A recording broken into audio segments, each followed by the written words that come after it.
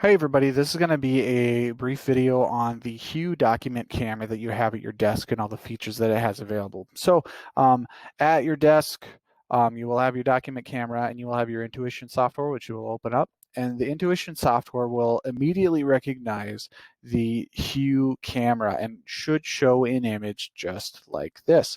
Now, right away, I'm sure you're thinking, hey, it's upside down. How do we fix that? So all you need to do is go into Scan.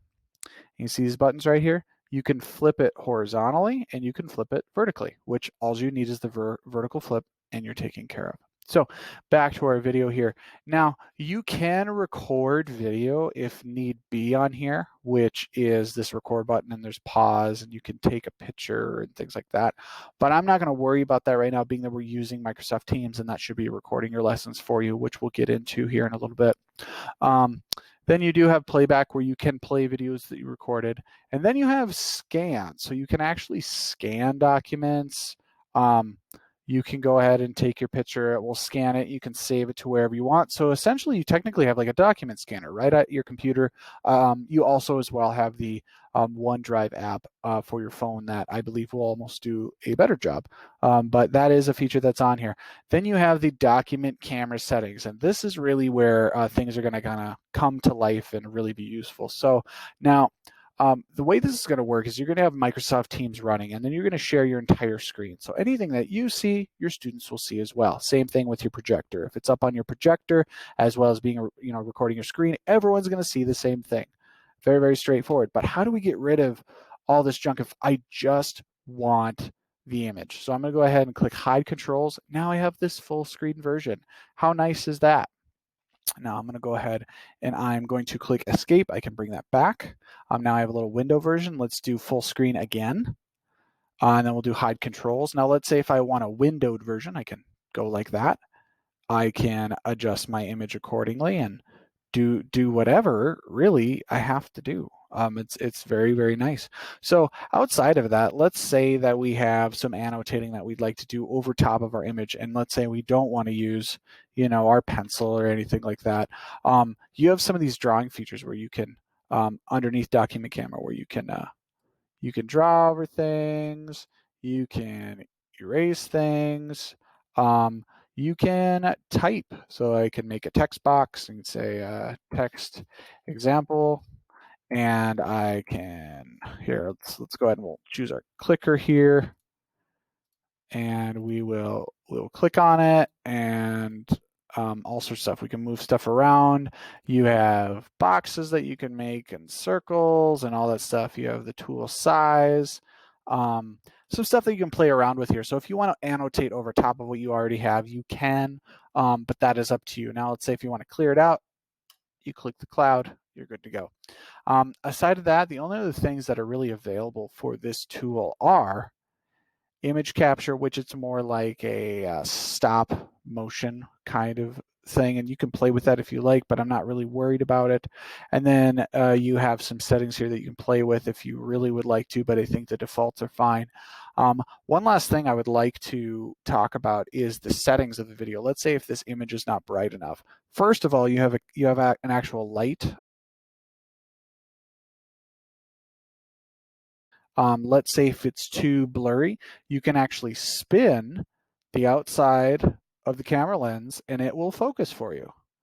So you can adjust how clear that is. You can use the gooseneck to tighten in the image.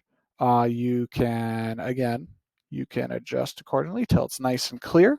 And then last but not least, if you click on the settings here, you can adjust even the brightness, the contrast, all that, the sharpness, how bold it is, the hue, you can make it all that stuff. The saturation, you can just make it all black and white, so it's really all that. But you can go ahead, you can apply that, and then that's your camera settings. So that way things can be, that way they can work for your lighting situation. So like I said, you have this up, you hide your controls, you can either full screen or do like a small mini screen while you are sharing your entire screen using Microsoft.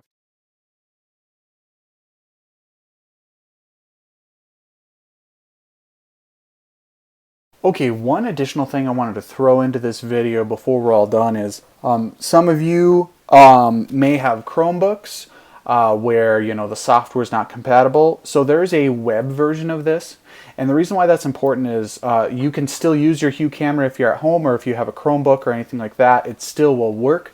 All you need to do is go to this apps.HueHD.com, and also too, this applies to anybody who wants to get right off the ground and start using this thing and practicing. If you're waiting on me to install the software on your computer, this is a very quick way just to pull it out of the box, plug it in, and get going right away, and then we can install the regular one afterwards. So this is a great way just to get right started and get going. So you basically will predominantly use the quick viewer. You can have like projects and things like that that you want to save if you're going to write over top of it or anything like that, but most of the time you're just going to use the quick viewer. So after you do that, it may ask you to like allow some things or things like that, but I don't really have to worry about that because I've already done that. So really, where is everything now that we're using a new version of the software? Well, if you click on this right here, there's all your tools. So being that this is upside down, how do I fix it? I go down here, and then I flip it horizontally and vertically, and there's my camera. Everything's all ready to go. I have a nice large view of everything. It works really well. Again, you have your how you can sharpen your image. You can also go into the settings here. Same thing, camera settings. You can adjust the brightness.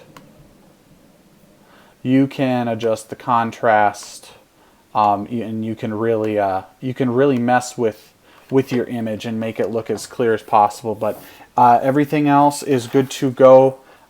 Everything looks pretty good. You should be able to use it no problem. But that is specifically for Chromebook users as well as teachers who want to just get going and start using the program immediately. It's as simple as going to the apps.HueHD.com and having your device plugged in, and everything else works seamlessly. All right, thank you.